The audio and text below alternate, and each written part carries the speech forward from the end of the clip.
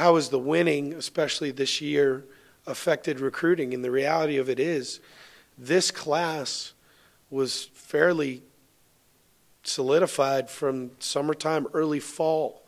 So it's not as though this was a result of being 12-0 in the regular season and ending up in the playoff.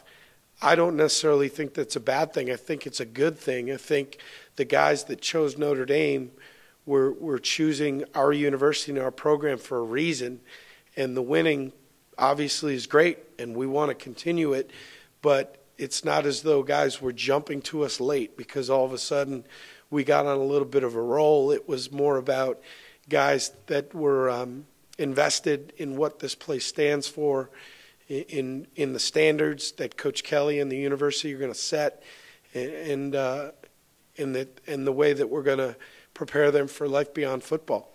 And the one thing I did notice was that some guys that weren't necessarily real excited about texting back or taking calls in September, around about Thanksgiving, started to reach back out to us.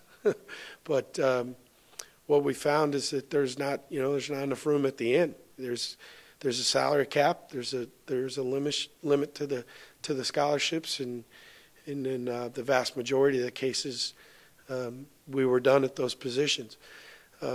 The other good thing in my experience of over 20 years of doing this is there's always a surprise or two on signing day, and thankfully today we had no negative ones.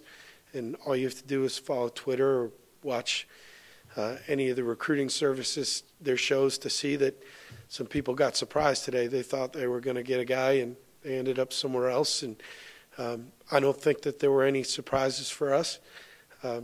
There's always some work yet to be done, and some answers still out there for us, but nothing happened to us today in a negative fashion. So kudos to all those kids that signed and their families for, being sticking with what they told us was going to happen, and we're excited about that.